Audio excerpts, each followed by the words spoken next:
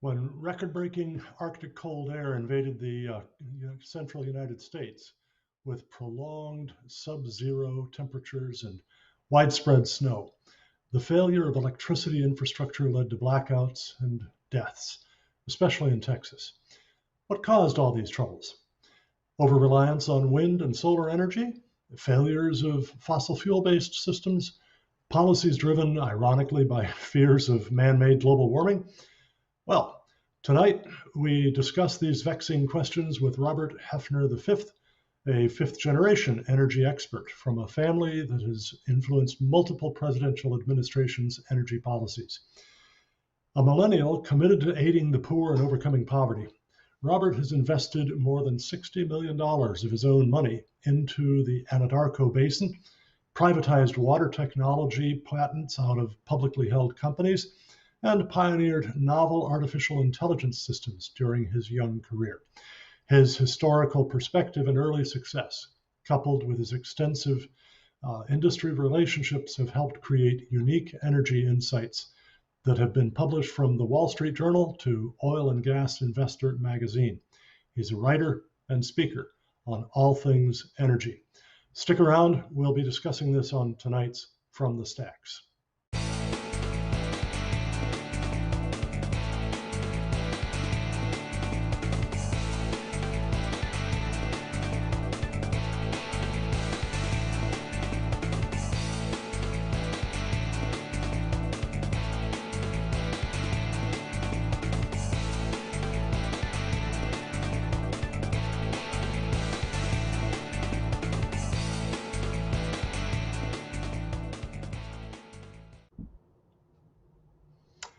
Good evening. Thanks so much for joining us here on From the Stacks for this Tuesday evening. We're delighted to have as our special guest this evening, Robert A. Hefner V. He is a fifth generation participant in energy production and distribution in the United States. He's a fascinating person. I just met him a couple of weeks ago while I was in Oklahoma City speaking here and there, and just had a wonderful time with him. Before we get into the discussion with Robert of what it is that lay behind the very many blackouts and whatnot across the central United States, especially in Texas during the recent severe cold, I just want to mention that I am Calvin Beisner, the founder and national spokesman of the Cornwall Alliance for the Stewardship of Creation.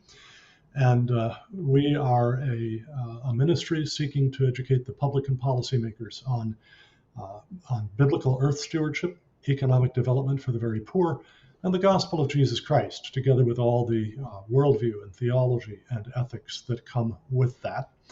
And we depend entirely on donations from private individuals around the country. And one thing that we would love to do is to send a special book this month. The book is actually not quite this one. It should be instead, that's from last month. Here we go. There we go. We're sending out as our way of saying thanks when people make a donation of literally any size, doesn't matter how large or how small. Fred Singer's magnificent book, Hot Talk, Cold Science, Global Warming's Unfinished Debate.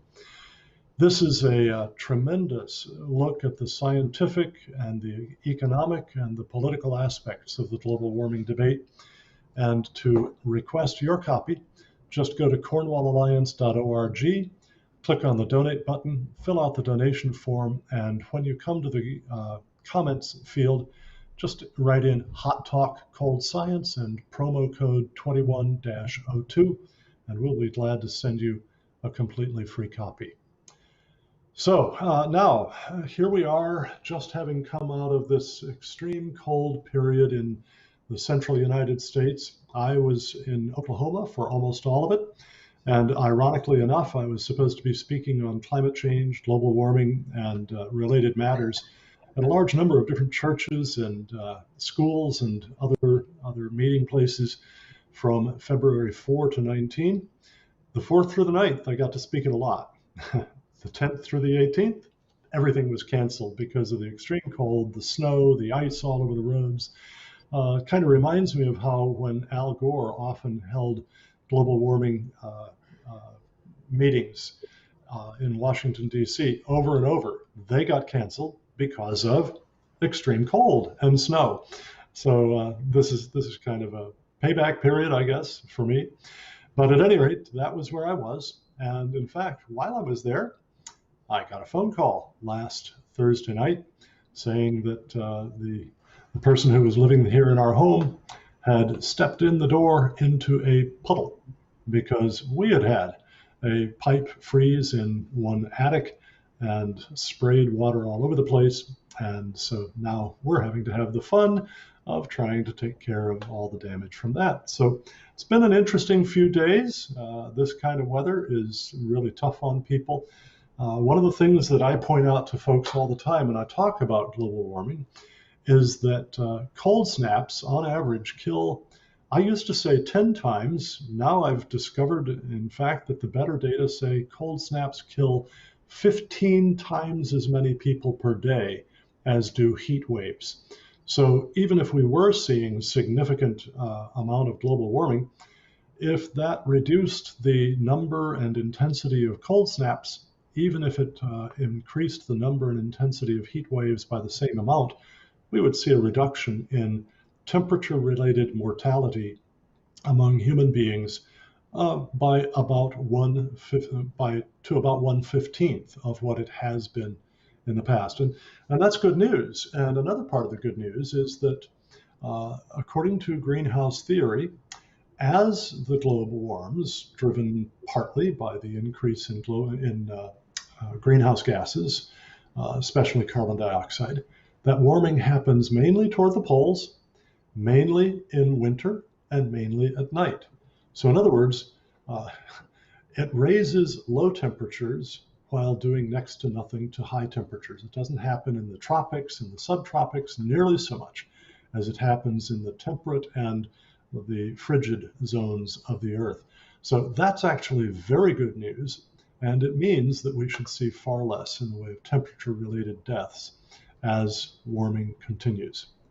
Well, now let's bring in our special guest tonight, Robert A. Hefner V. Thank you, Robert, for joining us. Robert is with Hefner Energy. And let's begin by just asking you to tell us a bit about yourself, give us some of your background and how you got into these things, and what are your particular concerns? Well, one of the best things about Cal coming to Oklahoma City is that I got to meet him. But it's fun becoming friends with someone who actually has read more books than you. And so tonight already, I've already read something new. In fact, the book that you put up that you wanted to circulate among your membership, what was that called, Cal? Hot Talk, Cold Science. That's right. I noticed up there it had a quote from Arthur Clarke. And ironically enough, I use a quote from Arthur Clarke all the time. And it is this: how inappropriate to call this planet Earth when it is clearly an ocean. So I'm looking forward to this discussion that we're having tonight. I'm excited to impart whatever wisdom I might be able to. If I can interrupt just a second, Robert, you said that it was fun meeting somebody who'd read more books than you had, but it was fun for me to, in the midst of our conversation, you asked me about energy density, and I replied a bit about that, and then I referred to Václav Smil's books on energy and mentioned that I was just finishing up his book on energy and civilization. And to my astonishment, you immediately said not only that you knew of Smil and his work, but that you have read all 36 of Václav Smil's books, which is I think he's got 37 much better now, than I can actually. claim. But you're right. I have read, not in great detail, all of them, but I have read them all. In fact, right behind me is the book that you just referenced on my table. So I have a great respect for him, and I'm about to finish up Bill Gates' brand new book that was just released on Sunday. And Bill Gates is very clear that Václav Smil is someone that has dramatically influenced his views on energy and energy systems. So that's one great author right there. So what got you into your particular approach to energy issues? And you've mentioned to me that you're particularly concerned about the poor, helping them to rise out of poverty. What is that? How does that tie into your being so much in the energy business? So I think the best way to answer this question is to start with me being born. I'm the fifth generation in the energy business. The two pictures behind me here are actually pictures from Beaumont, Texas, where the Spindletop oil field was discovered, which made news worldwide. Um, it was a field discovered in 1901, and my great great grandfather got his start in oil and gas in 1902 upon graduation from the University of Texas Law School. So, growing up, I've been part of this business via osmosis, even though I did not want to be in it. My plan was to be in technology on one of the coasts and to get out of Oklahoma. But as my Hmm. father taught me growing up, he would always quip and say, Robert, how do you make God laugh? Tell him what your plans are. So here I am in oil and gas in Oklahoma still. But Yeah. it's become an absolute passion of mine. I love this business. There's some very bad sides to it as well, but I love this business. The people that you meet are salt of the earth, especially the mineral and royalty owners, of which there's millions of them across the United States. And so, as I've learned more and more and more about this business, I've learned more and more and more about how much this business impacts every other facet of your life. Without energy, you can do nothing. We could not be on this call right now. You could not propel your vehicle forward, and we would be back to a carbohydrate economy, which is what existed prior to 1800. So for thousands of years, we were a carbohydrate economy. And it was only at the advent of becoming more than a carbohydrate economy, meaning you're consuming food to put out work, right? Well, Hmm. the energy equivalent of 1 barrel of oil, which is 42 gallons on average, puts out, I think it's 5.6 million BTUs of energy. Well, that equates to roughly 7,700 work hours of work by a trained athlete. So think of LeBron James. At the average salary in the United States, that's $25. And so what you're saying is that barrel of oil provides $200,000 worth of work in today's dollars in a matter of minutes. It's incredible. And so what that does That's amazing. worldwide is it lifts people out of poverty. So there's a paradox that exists. And I lifted this from one of my mentors. His name's Dr. Scott Tinker, and he has an Yeah. incredible organization called Switch Energy Alliance. But he says this about this paradox: you can energy does not solve poverty, but you cannot solve poverty without energy. And so what's Right. occurred as a civilization for us, it being in the United States, is we have consumed a ton of energy to get where we are. We are now a first world economy, as most would refer to us. Well, we've done that by burning a lot of quote unquote fossil fuels, which is a good thing. And now we're trying to deprive emerging economies, as they refer to them, being India, China, and others in sub-Saharan Africa, from being able to do the same. They don't care about climate change, is the reality. And if you look at the United Nations' own sustainability goals, climate change only ranks 13th out of 17th. The biggest problem, according to their millions of stakeholders, is poverty. Yeah. And Yeah. energy is able to solve that problem. And so I'm quite passionate about it. Yeah. Fantastic. Yeah. I mean, this is part of why I just immediately felt a kinship with you when we met over lunch a couple of weeks ago. Is that those two passions of yours really match with what I've had and with why I started the Cornwall Alliance for the Stewardship of Creation. I mean, our aim is to pursue and to educate the public and policymakers simultaneously on biblical earth stewardship, how to practice the dominion that God has given us over creation in a way that is godly, a way that pleases God, that glorifies Him, and that really acts out love of neighbor, and then economic development for the very poor. And unfortunately, so much of the environmental movement really, opposes human dominion over the earth because it thinks that it can only be exploitative and abusive, and then sees economic development actually as a threat to the planet. But you recognize that really those two have to go hand in hand. You cannot have good earth stewardship, good creation stewardship, without the prosperity that enables you to afford it. And you can't have the prosperity without access to abundant, affordable, reliable energy. So it's been exciting just getting acquainted with you, and I appreciate what you do. Tell us a little bit about Hefner.energy, Hefner Energy, and your Okay. website is Hefner.energy. Tell us a bit about what you do there.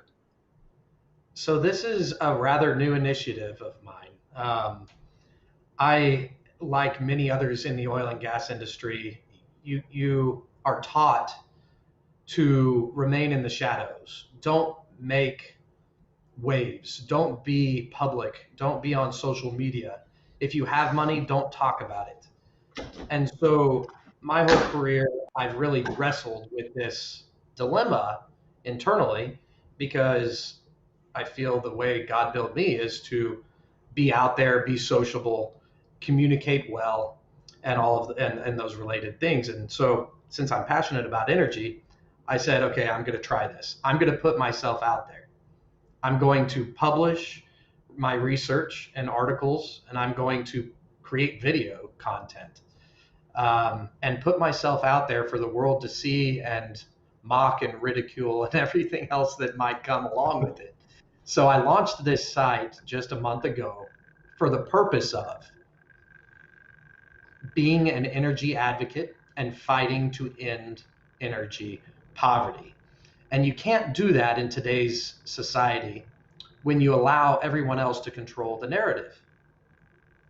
The Yeah. narrative is coming largely, especially among my generation, the millennial generation, from Silicon Valley, which doesn't understand energy at all. In fact, if you look at the IT sector and you put, databases and crypto mining and everything into that category, they're the third largest consumer of electricity in the world, absent only Russia and the United States.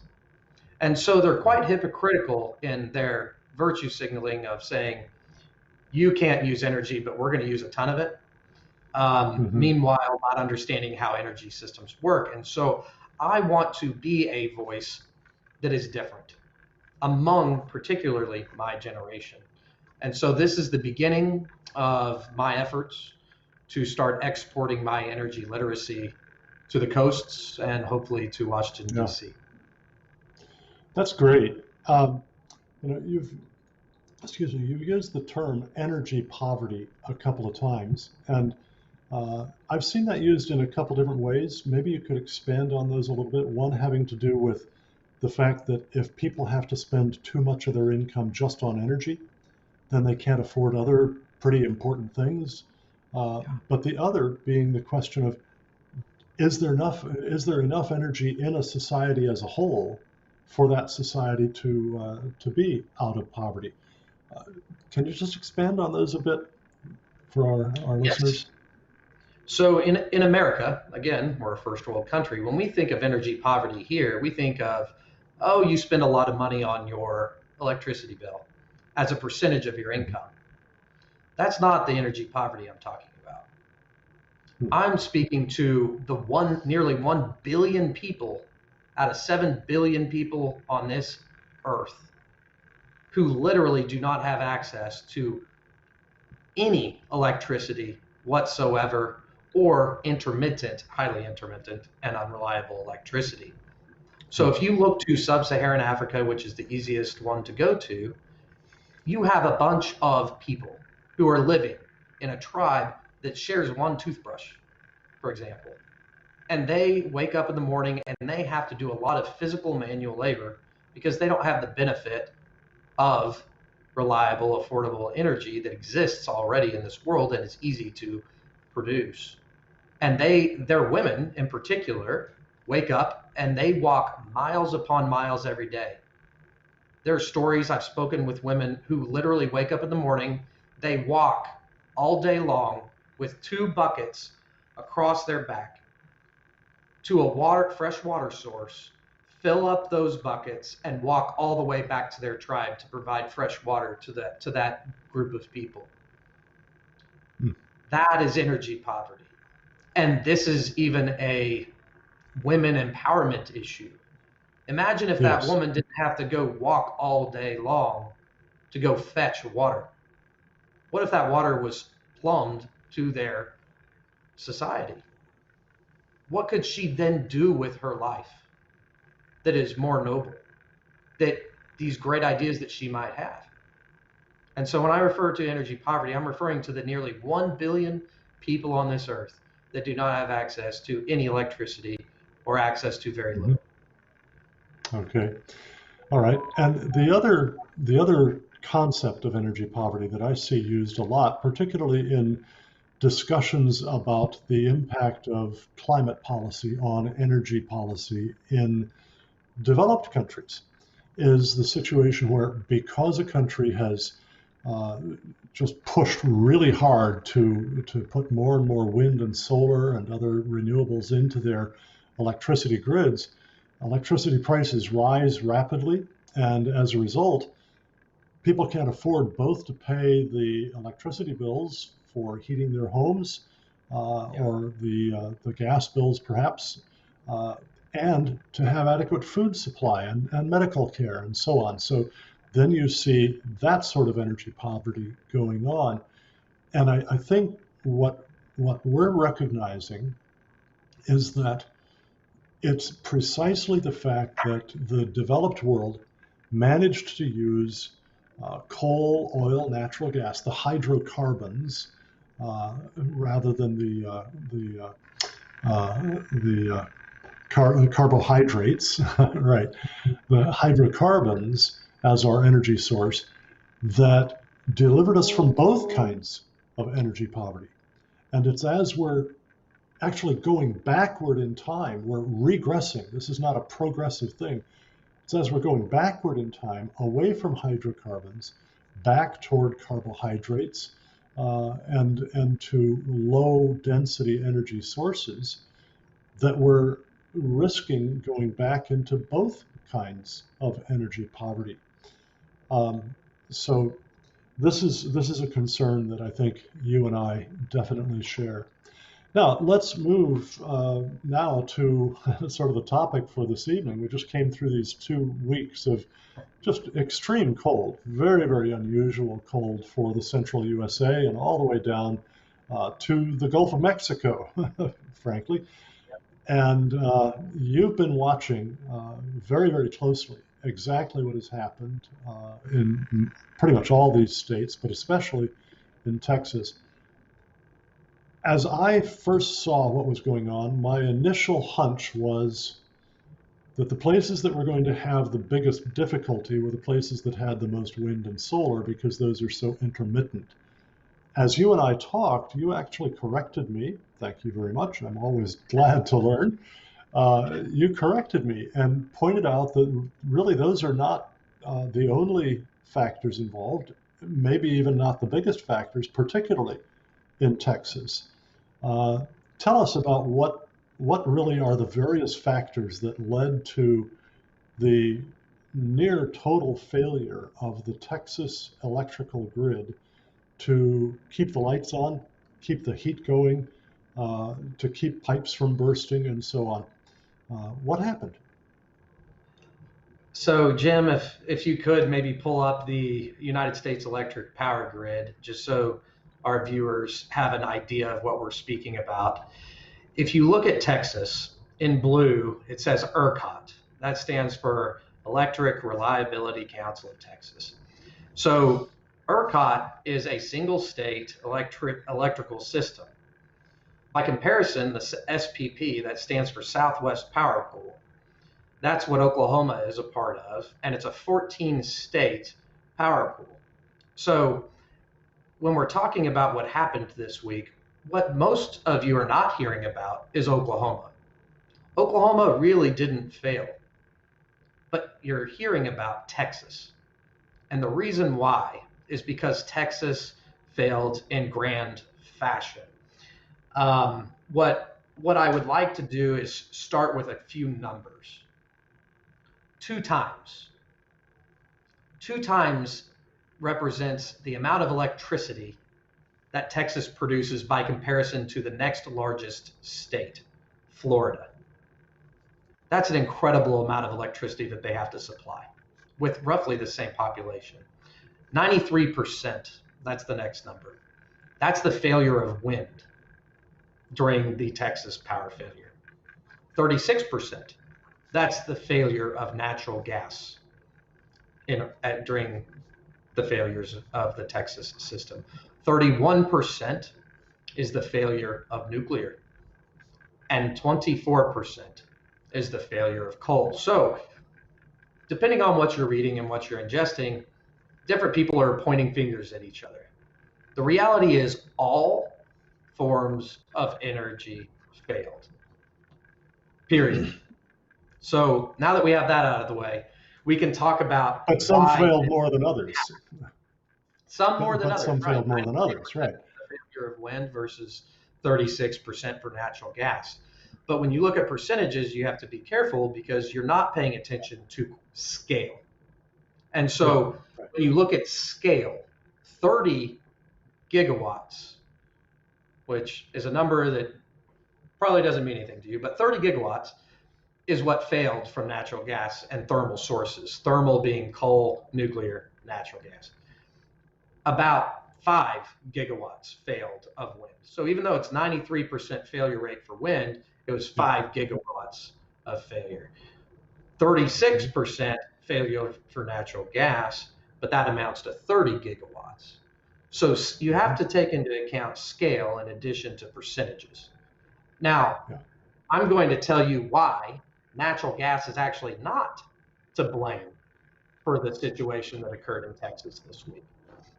The first thing is, and Jim, if you could pull up the ERCOT power gen graph that's brown, green, and whatnot.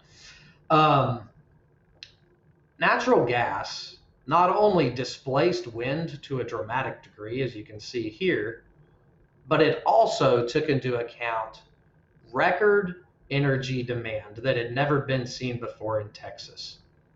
The previous record for electricity demand in Texas was achieved in 2018, and this past week, Texas achieved a peak rate of demand that was more than 3,000 gigawatts more. They set a power demand record, electricity power demand record, of I believe it's 69,150 megawatts. So yes, natural gas failed, but without it, if you look at that graph, it's pretty easy to decipher what would have happened. Number two, Texas has incentivized heavy investment in renewables. And when I say renewables, I'm not talking about nuclear or hydroelectric. I'm talking about wind and solar.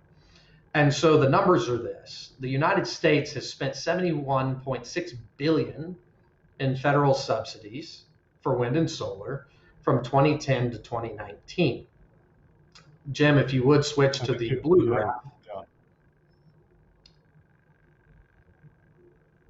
This graph is showing you how much installed wind capacity has been installed by state over time. The blue is Texas, gold is Oklahoma, and the gray is California.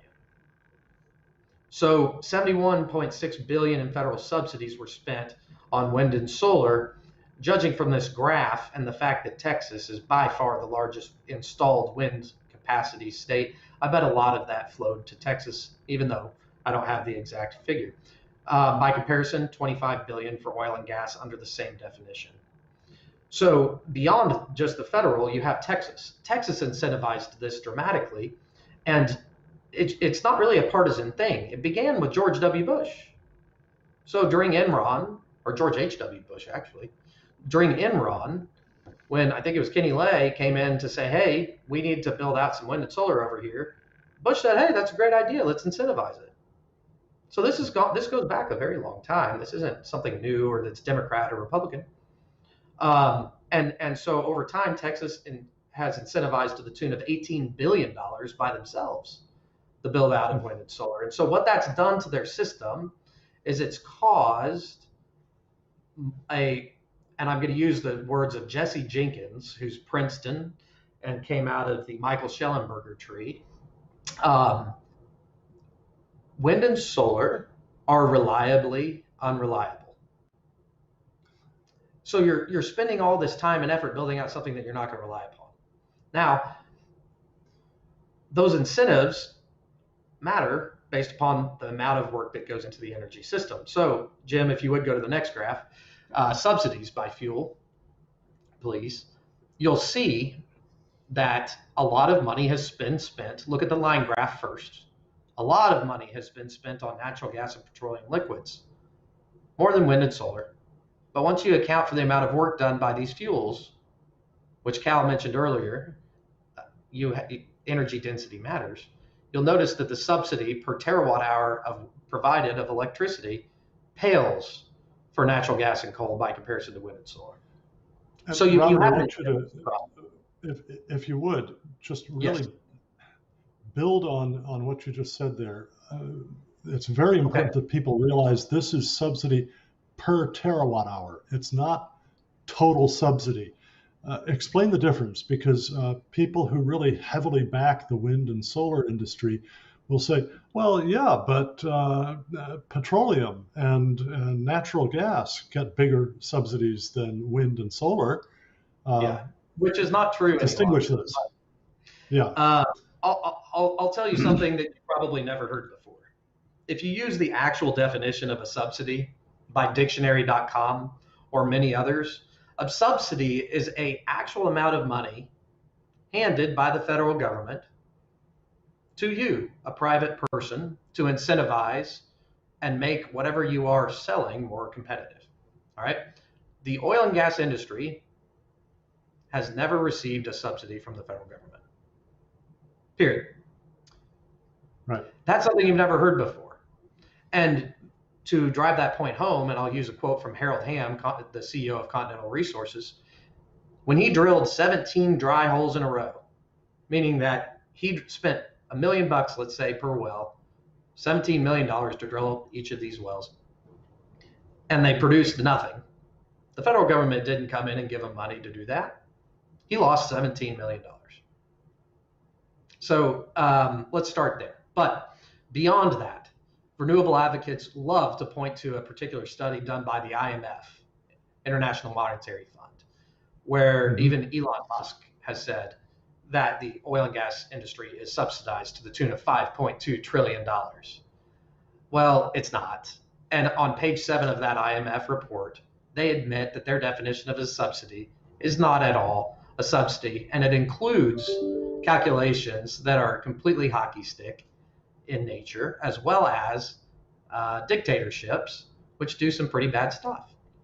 So the reality of the world is that oil and gas is not subsidized that much by comparison to wind and solar.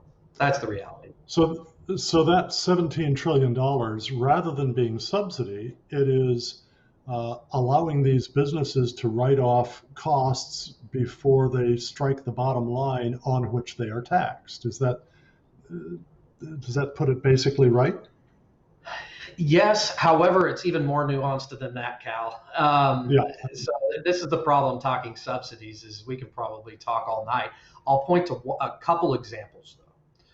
One thing that Democrats, and I'll go a little partisan here, one thing that Democrats will point to with their Green New Deal is saying that the oil and gas industry is subsidized a lot. And Joe Biden, in his own executive order to Congress, said eliminate all fossil fuel subsidies. Well, if you're looking at tax write-offs and tax incentives, not actual subsidies, dollars handed to you, one of those is LIHEAP, low income housing federal assistance, or whatever it's called. So That's counted as an oil and gas subsidy. Because what does it do? It helps people pay for the cost of heating their home during a blizzard. Without it, they would die. Are you really wanting to take away that subsidy, LIHEAP, from low-income housing communities? They will die. But they're acting as if that's a dramatic subsidy to oil and gas, when in reality it's not. But they still count it in their numbers. Yeah. Yeah. So, excuse me. So what you had was a huge build out of wind and solar, the renewables in Texas, but primarily wind and solar, and this had an impact on the resilience, the reliability, the stability of the Texas grid, and contributed to the failures not just of wind and solar, but also of gas and coal and nuclear.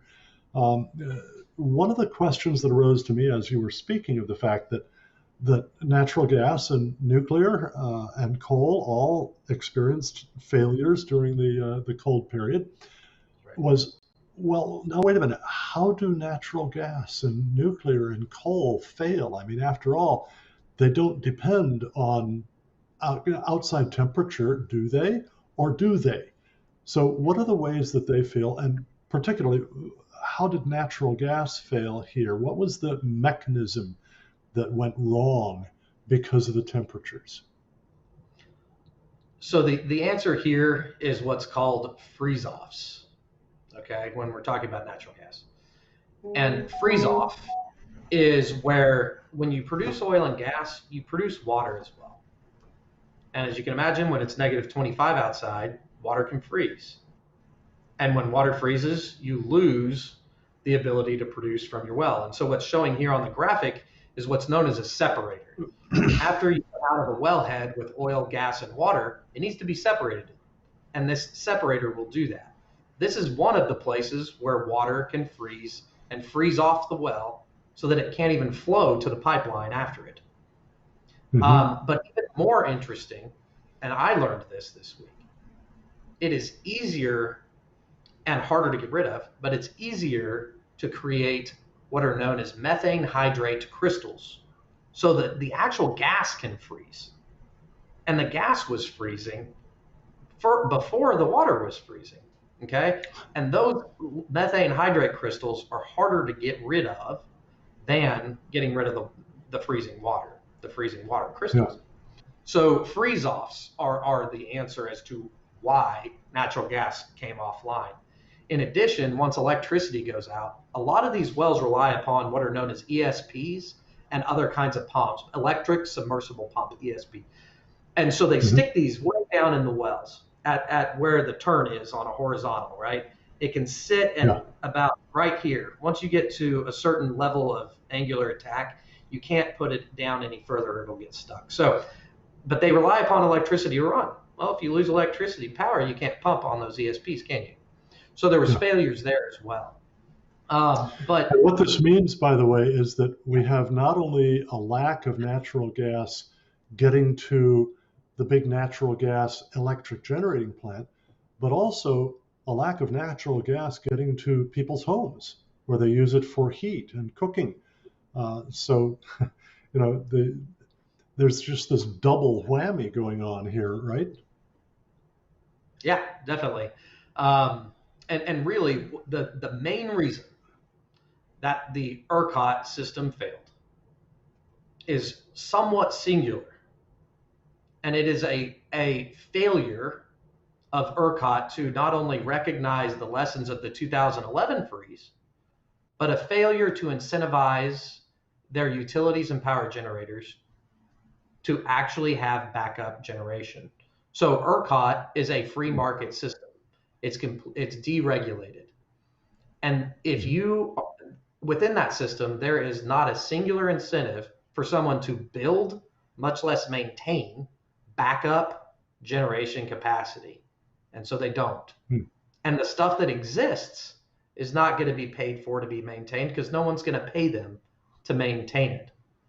All right. So you're constantly operating on the edge of oblivion in the ERCOT system. And that's different than the Southwest Power Pool. The Southwest Power Pool is regulated. It's not completely deregulated like Texas. And within it, we actually pay as ratepayers for backup capacity generation. Okay. And that whether they produce that or not, we pay for it. The irony is our costs per kilowatt hour in Oklahoma are 3 cents per kilowatt hour less than that of Texas. So not only are we paying to have backup power generation capacity, but we also have a less expensive cost per kilowatt hour. Yeah, yeah. An analogy just occurred to me. Back during the period of the extensive wildfires in California, when so many of those were sparked by failures of the transmission lines and the electric relays and so on in California. One of the things that was pointed out was that the state had so limited the degree to which the various different electric power companies in California could charge their customers an adequate amount. The result was that they couldn't maintain the lines and the transformers and so on at a level of reliability, of resistance to harm from high winds or from storms, ice storms, or anything like that. And as a result, you had these terrible debacles, these disasters come about. And so what you're describing in Texas, surprisingly enough, the very, very red state is something quite similar to what happened in California. We're going to get back. Right. We're going to continue on these lines in just a moment. I just want to remind our viewers that during the month of February, the Cornwall Alliance would love to send you a free copy of this wonderful, over 200-page hardback book, Hot Talk Cold Science, by the essentially legendary physicist, one of the greatest American physicists of the last 60 years or so, and my dear friend, the late S. Fred Singer. This book gives all of the most important scientific reasons for thinking that human-induced global warming is, in fact, not an existential threat. It's not a catastrophe. It's not a disaster. It's not even a significant risk to the world. In fact, probably more than not, it's a benefit to the world. And we would love to send a free copy of this to you. To ask for yours, just simply make a totally 100% tax-deductible donation of literally any size, doesn't matter how large or how small. Go to cornwallalliance.org, click on the donate button, and as you fill out the form, when you come to the comments field, just write in Hot Talk Cold Science and promo code 21-02. That's for 2021 and the second month, February, and we will be delighted to send this to you. Okay, so Cal, if I could interrupt you on that one spot, I've got a couple quotes I want to read to that very point that you just made around climate change. The Economist, which I think all of us would agree is a left-leaning publication out of London, right? They published their climate issue in September 2019, and I'm going to quote from that issue. It is important to understand all the things that climate change is not. It is not the end of the world. Humankind is not poised, teetering on the edge of extinction. The planet itself is not in peril. And so I want to echo that sentiment that the alarmist rhetoric is too much. And to quote Al Gore, we need to create fear. That's what Al Gore said to Hans Rosling at the start of their conversation about how to teach climate change. Yeah. So I wanted to go ahead and insert Well, thank you. Thanks for As allowing I point out, as I point out often in talking with groups who just, they think your perspective on this is just totally extreme. You're way out on the fringe. And I say, no, look, you go to the thousands of pages of the technical parts of the United Nations Intergovernmental Panel on Climate Change assessment reports. You go through all of those. You will never find anything indicating that climate change is an existential threat, a catastrophe, even a great danger. They'll talk about the risks that come with it, but they'll also talk the benefits that come with it. And indeed, they also try to predict not only future temperature, but also future prosperity for human beings. And one of the things that you see in those reports is that they predict that if we were to do nothing to reduce global warming, by the end of the century, the poorest countries in the world would have average income equivalent to about what the United States has today. And the wealthy countries of the world, the developed countries like the United States, would have average income running, 2 times or more what it is today. Now, that clearly shows that whatever problems might come with climate change, it's not a devastating thing to humanity. We are more than overcoming that. Yeah, we need to be honest about the situation. People who can't eat, people that are living in actual true poverty, that share a toothbrush among an entire tribe of people or a town, they don't care about climate change. They want to eat.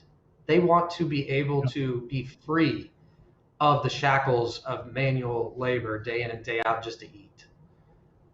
yeah, They want to be free of the wood burning stoves that are causing them to die at early ages that are in their homes. And that is a more noble cause than the yeah, theoretical presumptions of what could happen 100 years from now. yeah, Um, yeah, so, yeah. So, what what does Texas need to do to not have the same result the next time we get a polar vortex coming down? What do we need to do to strengthen the reliability of our electric grids all over the United States, so that we're not so vulnerable next time around? Cal, unfortunately, I don't think anything's going to change. Texas does not want to be part of any other electrical system within their own borders. They are a unique state. They could and have reserved the right to secede from the Union.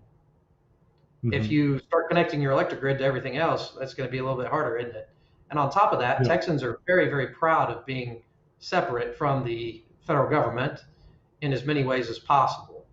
So, yeah. do you really think they're going to subject themselves to power regulations emulating from Washington, D.C., where the current administration is talking about the Green New Deal? No, I I don't don't. see it.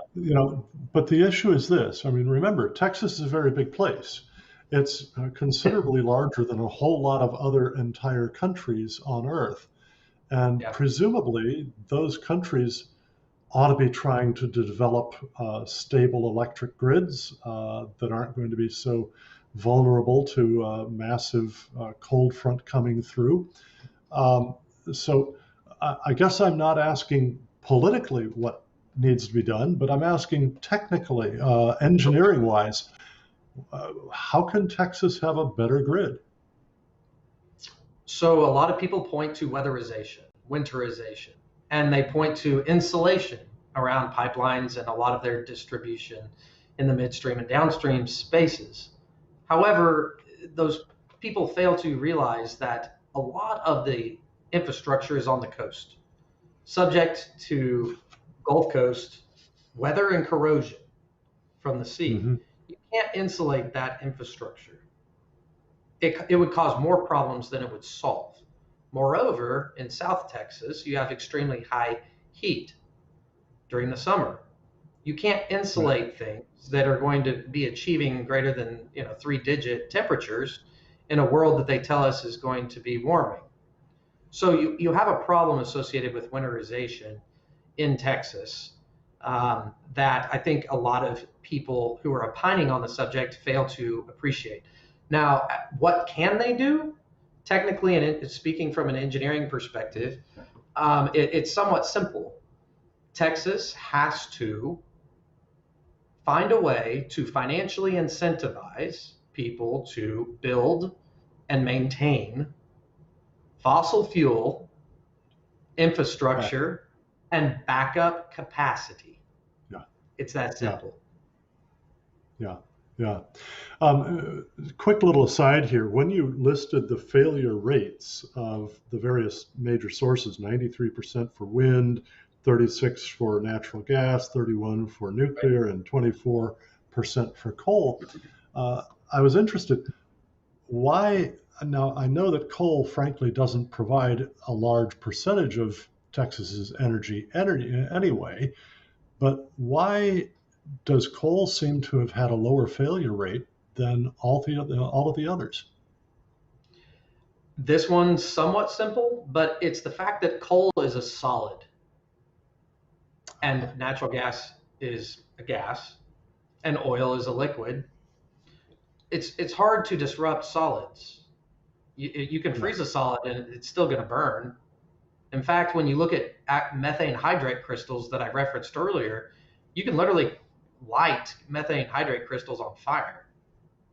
So the simple fact that coal, which can store its own potential energy without needing to have a battery, similar to oil and gas, it sits there and it can be frozen or unfrozen and it's still going to burn. Yeah. So it's just the sheer fact of the state that it's in. Yeah. Okay. I'm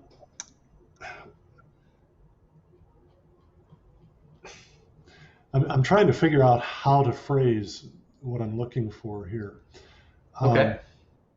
I might read a good quote while you're thinking of that, formulating that. Go ahead. Yeah, that's great.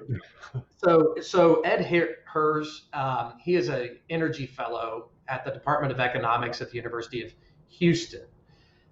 He has been harping on Texas, warning them that this was going to occur for over a decade.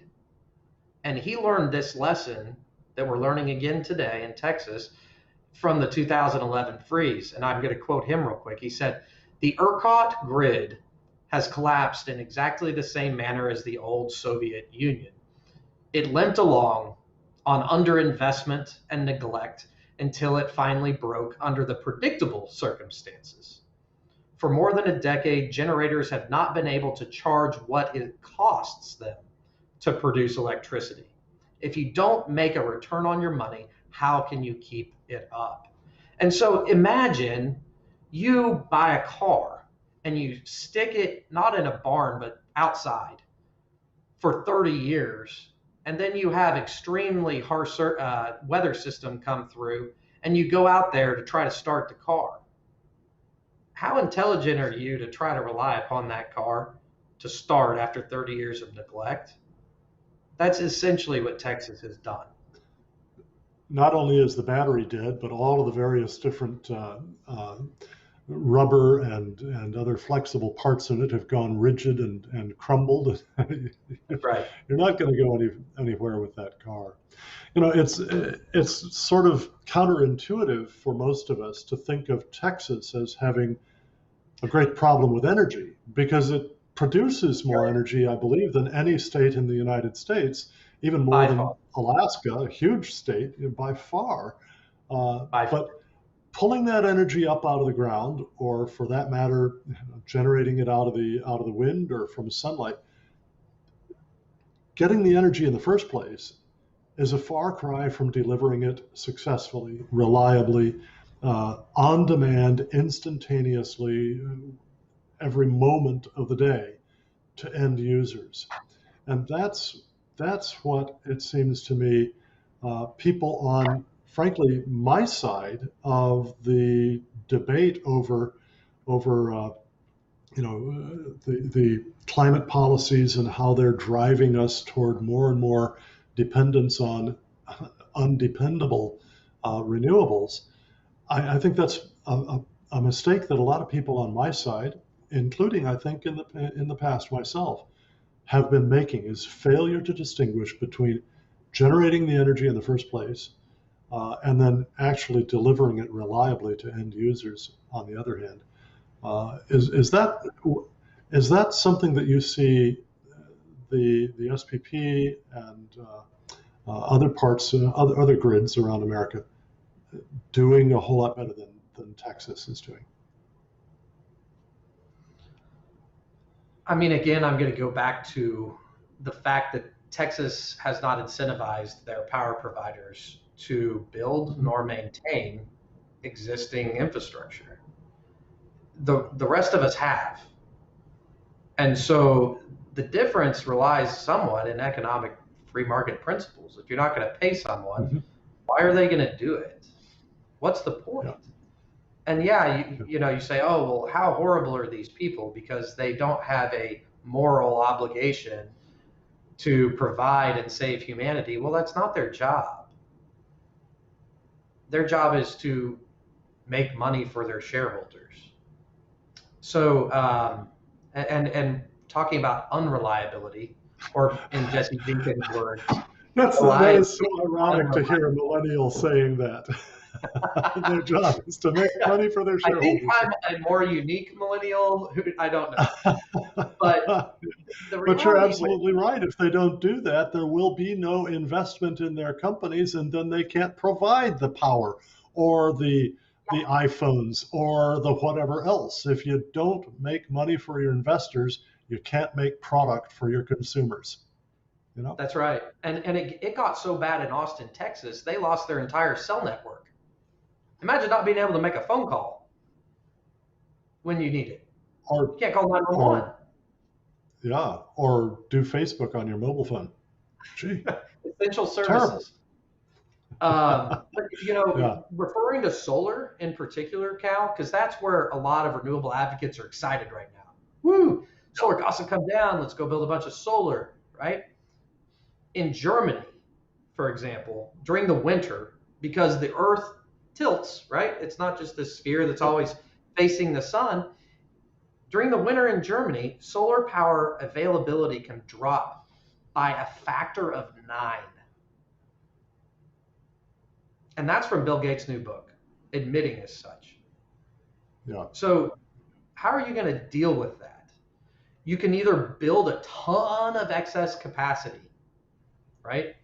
If you know that you need, let's say, 10 gigawatts of electricity, you can build 190, in this case, 90 gigawatts to provide 10 gigawatts. But what happens during the summer when it comes back and you're producing way too much? What you do is you have to shut it all off to provide only the 10 that you need. And so the logistical issue associated with wind and solar is how do you build it out? Do you build it out to what you're going to need? Or do you build it out to only that 10 gigawatts that's going to work during the summer, but not during the winter? And when you don't use it during the summer, when you're overproducing it, you're turning it off, and you still had to pay for that. You still had to invest in those solar panels that you're not using. And so it makes things incredibly uneconomic without subsidies. Yeah. I find it interesting that the boosters of solar will ignore that little problem there. And yet so many of them are very excited about telling people, you shouldn't bother with owning your own car. After all, about 90% of the time it's sitting idle. You're not using it. What we need is smart cars, cars that are driven by artificial intelligence, and they'll just show up and pick you up when you need them and take you around. I think that's actually a fascinating and an exciting potentiality for us, that we would stop just wasting 90% of the time that we have our cars. But they're not noticing that they're arguing to do exactly the same thing regarding solar. We have just a few minutes left, and I want to go back to something that you said very early on in the program. And that is that you were comparing sort of the way that a whole lot of the oil and gas industry uh, presents itself to the public, which might almost be said to be hides from the public. Yes. With what you want to do, you want to be out there in front. You want to be saying, "Look, we've got a great product, and we're not going to apologize for it. We're not going to, creep around in the shadows as if there's something evil about us. We're going to Right. stand up and say this is good." This is a message that I resonate with very, very much, and a part of why I do is precisely that as we burn fossil fuels, coal, oil, natural gas, not only do we add to the we add slightly to the warming influence of greenhouse gases in the atmosphere, but also we add to the plant growth enhancement that comes from added CO2 in the atmosphere. And I have seen the oil and gas industry, especially, but also the coal industry, apologizing and saying, "Oh, we're so sorry that we put out all of this carbon dioxide that's driving global warming. But hey, look at the progress we've made at reducing emissions of carbon dioxide." As if somehow or other that's kind of a virtuous thing to do. What I would love to see the industry do is say, "Look, we provide 85% of all the energy consumed in the world. And since absolutely everything done in the world requires energy, that means we provide the energy for 85% of all the things done in the world. And you know what? You pay us for that. You pay your gas bill, you pay your electric bill, you pay at the pump when you fill your car with gas. Uh, Thank you very much. We appreciate you doing that. But we also provide carbon dioxide in the atmosphere that is enhancing plant growth all over the world. It's driving a greening of planet Earth. It is forcing agricultural yields to rise rapidly, even more than just simply because of improved agricultural practices and fertilizers, things like that. This makes more food available for everybody, and the people who benefit more from that than anybody else are the poor. And you know what, folks? You don't pay us for that. You're welcome. I'd That's love to right. see the industry taking on that kind of an attitude. And I sense that that's kind of what you're wanting to try to do too. Get it out of the closet and say, Yeah, we have something to celebrate here. absolutely. So the statistic, and it's real, is oil costs less than a bottle of soda. Yep. The math works like this. You have a $60 bottle or barrel of oil, right? Today. And that $60 barrel of oil has 42 gallons in it. That works out to, about $1.50 a barrel. Meanwhile, an 8-liter thing of Yeah. soda sells at Costco for $6, working out to $2 roughly 85 cents per gallon. Yeah. Oil and natural gas, not technology, cheap energy, not technology, has driven what we are able to enjoy today as the highest quality of life the world has ever known. Why am I going to apologize for that? And so the hypocrisy of the green movement is glaring. Yes, it is, Cal. However, it's not their fault. It's I not agree. their fault because people like me have sat behind my desk not engaging with those people. They don't know any better. And it's our job to educate them. So natural gas, for example, they lump it all together as fossil fuels, right? Coal, Hmm. oil, natural gas. Those fuels could not be more different than each other. Anthracite coal has more than 200 carbon atoms in the molecular chain. Natural gas, CH4, 4 hydrogen, 1 carbon atom. Hmm. Why are we lumping 1 carbon atom with something that has 240? It makes no sense other than political jargon, political messaging, and basically brainwashing people. That fuel, natural gas, is the sole cause, not the sole cause, that's not fair. It is the vast majority cause of the reason that the United States, even though we pulled out of the Paris Agreement, has achieved its stated goals at the Paris Agreement 10 years before we thought we would. We've achieved our actual stated goals at the Paris Agreement in 2020, even though the goals were set for 2030. We are the only country that existed there that has done that, and we've done it through an incredibly beautiful fuel known as natural gas. And the last thing I'll mention to answer your question about messaging, why am I coming out of the shadows? It's because, and I hate to admit this because I'm that guy, and Cal and I really connected over this. I love math. I'm a nerd. I don't care, and I'm happy to admit it. I was enrolled in college when I was in high school because I was advanced in math. But the thing that I learned only in the last couple years from the FBI's hostage negotiator worldwide, his name is Chris Voss, incredible book called Never Split the Difference, is that people don't make rational decisions, Cal. We like to think we're rational. We're not. And what happened in that particular case that proved this to me is about 50 people or so had lobotomies to their brain in their emotional center. So they became rational, but they couldn't make a single decision. They could literally not make the choice of, do I want chocolate or vanilla? Incapable of making that decision.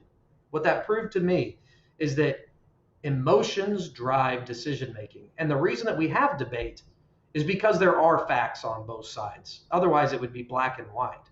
And so the problem and the mistake of my industry, the energy industry, oil and gas, all of it, even though I'm involved in other stuff too, is that most of these companies are all run by STEM-related professionals who try to talk to the public as if they're scientists. You're not going to get anywhere talking to people as if they're scientists because they're not, as a mean case. And so what we have to do, and what my challenge is, and my responsibility is to start making the emotional appeal. Yeah, got to connect emotionally.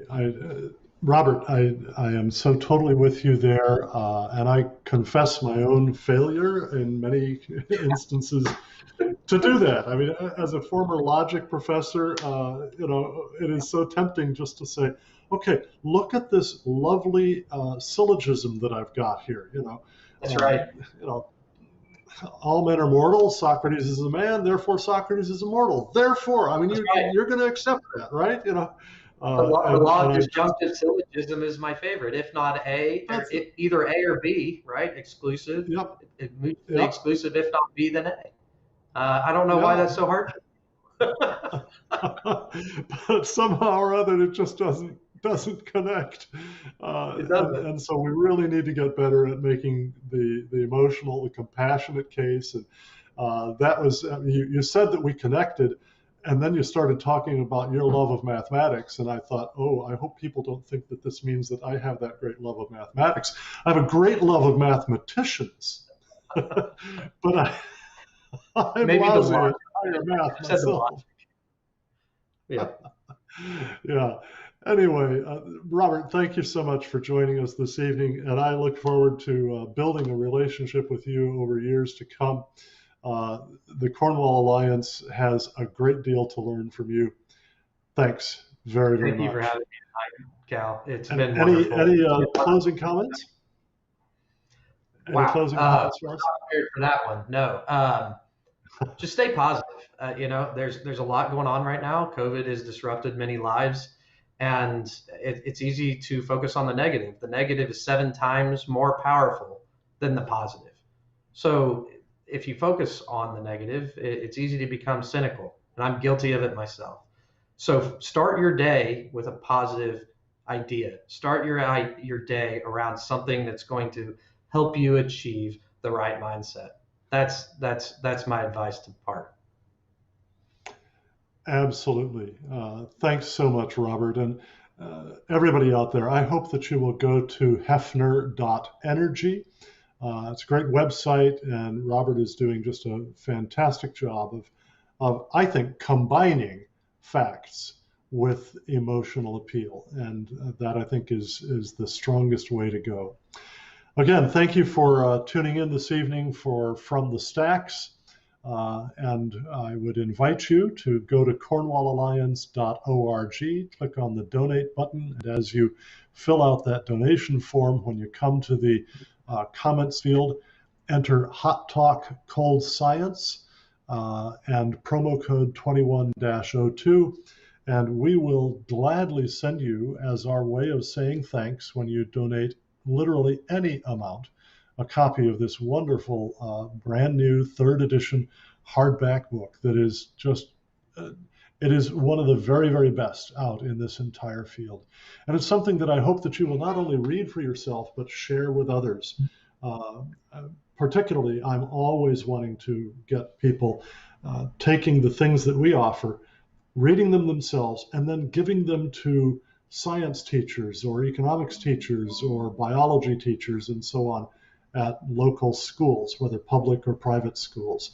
It's very important that we spread this word. Thank you again for joining us this evening, and we look forward to seeing you again next week.